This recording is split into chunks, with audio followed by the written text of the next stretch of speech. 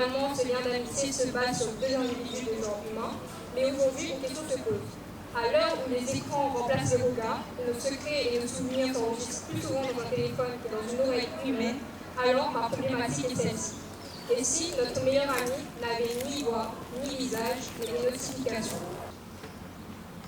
Nous savons que les adolescents, tout comme les adultes de nos jours, et moi-même y compris, sommes scotchés à cet objet mauvais, appelé téléphone. Pour certains, ce n'est qu'un outil, pour d'autres, un poison nocif à la vie, mais pour moi, pour nous, les jeunes, le téléphone peut être vu comme un refuge. Et dans ce monde où la confiance est plus vivante, se cache un téléphone où la confiance y règne.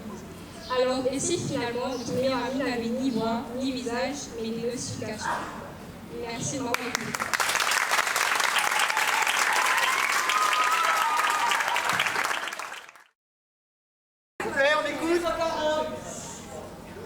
Le jeune homme devant vous, au passé sombre et difficile, va vous montrer pourquoi le rap est une bonne chose. Certains vous diront que le rap est inutile, que le chant est nul. Mais tout comme le chant, le rap est autant difficile. On y rencontre les mêmes problèmes, l'inspiration, le souffle, le stress, et j'en passe. Certains vous diront également que l'autotune gâche tout. Je vous dirai bien que le point de vue est propre à chacun, mais acceptez le fait que si le rap a pris une place importante au niveau mondial, c'est qu'il l'a mérité. Je suis encore un novice, mais je n'écoute pas les radios, et au rap, je dis oui.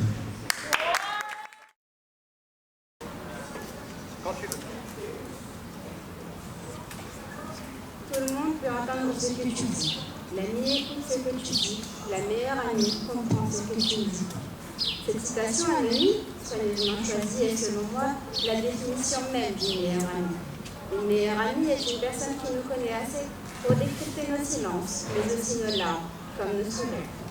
Tandis qu'une IA, elle ne vous ferait que tomber sous son charme, pour mieux creuser votre tombe de solitude.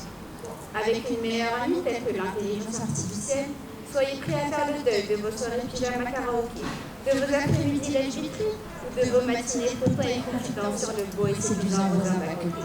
Pour conclure, nous savons tous que l'amitié est essentiellement basée sur la réciprocité.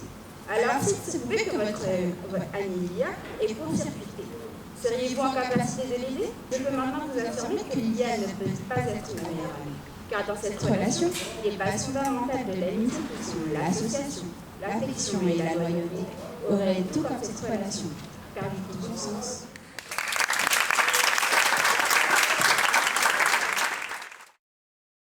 Bonjour à toutes et à tous. Aujourd'hui, je vais répondre à cette question. L'IA peut-elle remplacer complètement les médecins? Il est tout à fait possible que dans les futurs, les systèmes d'intelligence artificielle puissent faire de meilleurs diagnostics médicaux que les humains. Cependant, malgré ces avancées impressionnantes, l'IA ne peut pas tout faire. La relation entre un patient et son médecin repose sur l'écoute, la compassion et la compréhension des émotions, des qualités que la machine ne possède pas.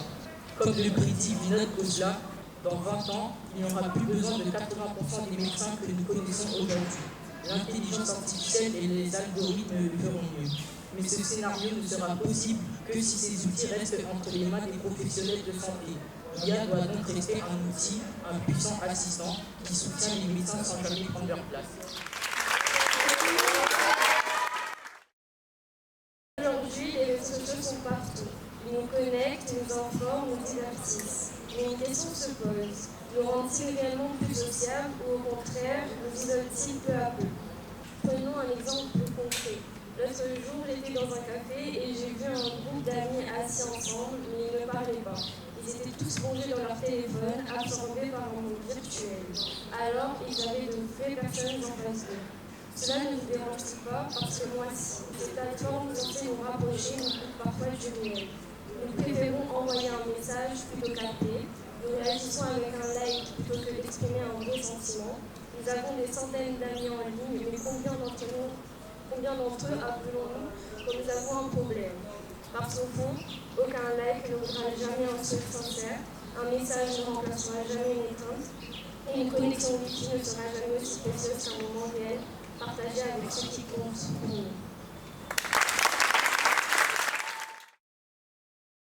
Selon Albert Einstein, grand physicien et théoricien, l'intelligence n'est pas la capacité à stocker des informations, mais de savoir où les trouver. Et l'intelligence est la faculté de connaître, qualité de l'esprit, qui comprend et s'adapte facilement. Venons-en au fond. L'intelligence artificielle peut sembler être une meilleure amie, en quelque sorte idéale, toujours à disposition, prête à répondre aux questions qu'on lui pose, à donner de nombreux conseils, toujours plus utiles dans divers domaines, et à s'adapter aux besoins et aux demandes de chacun. Selon moi, l'IA ne pourra certainement jamais remplacer une véritable amitié, des relations amicales humaines basées sur la sincérité de nos sentiments. La question est, l'IA est-elle indépendante? Au final, être indépendant, c'est avoir assez d'intelligence pour se débrouiller, c'est avoir assez d'amour propre pour ne pas en manquer, et c'est aussi être courageux. Mais cette indépendance correspond à l'être humain, à un être vivant. L'indépendance de l'IA, c'est se réparer seul, réussir à voir ses défauts pour avoir plus d'efficacité et de fiabilité dans ses réponses. Mais est-ce que c'est dangereux? Je vous laisse vous faire vos propres idées face à cette question, mais à mon avis, il faudrait s'en méfier. Parce que oui, peut-être qu'aujourd'hui, ce n'est qu'une assistance sur qui nous avons le contrôle, mais demain, on pourrait le perdre. Donc, pour répondre à la question, aujourd'hui, l'IA s'engage dans la voie de l'indépendance. Mais avec les avancées technologiques qui sont très performantes en ce moment, j'ai très peu de doutes face à cette idée qui est l'IA deviendra indépendante. Et pour moi, on devrait faire attention. L'IA est-elle la technologie d'avenir? Et ensuite, je donnerai mes critiques. En premier lieu, c'est quoi l'IA? Dans le même temps, elle peut être détournée pour des fins militaires.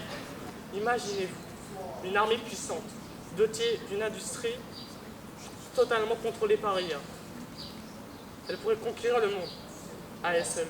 Enfin, mon avis, l'IA doit continuer à être développée, mais doit être mise en place des normes éthiques pour éviter son détournement à but militaire, pour éviter des pertes du contrôle et de cette technologie qui nous dépasse, pour que le créateur ne devienne pas l'esclave de sa propre invention.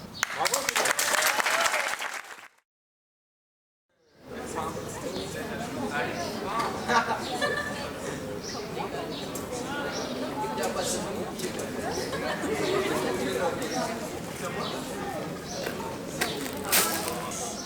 Bonjour mesdames, messieurs. Aujourd'hui, je vais répondre à la question l'IA offre-t-elle une compagnie réelle ou une illusion de présence? Cette question mérite d'être posée, surtout dans un monde où la solitude devient de plus en plus présente. Lorsque nous nous retrouvons seuls, perdus dans nos pensées, la solitude semble nous enfoncer. Dans ces moments-là, parler à une IA semble réconfortant, surtout quand personne n'est là pour nous écouter. Mais pouvons-nous vraiment dire qu'elle nous comprend? À première vue, l'IA semble offrir une sorte de présence. Elle répond à nos émotions et nous renvoie nos propres mots de manière bienveillante. En compte, à la fin d'une conversation, on se retrouve seul avec soi-même et cette sensation de solitude se fait plus forte que jamais. C'est à ce moment-là que l'illusion se fonde et on se rend compte que l'IA n'était pas vraiment là. C'est comme si on parlait à un mur qui répond mais qui reste vide sans véritable connexion. C'est pour cela que même si l'IA peut nous rassurer pendant quelques instants, elle ne fait qu'aggraver la solitude, en nous rappelant que ce que l'on cherche vraiment, ce n'est pas simplement quelqu'un qui nous parle, mais quelqu'un de vivant, de vrai.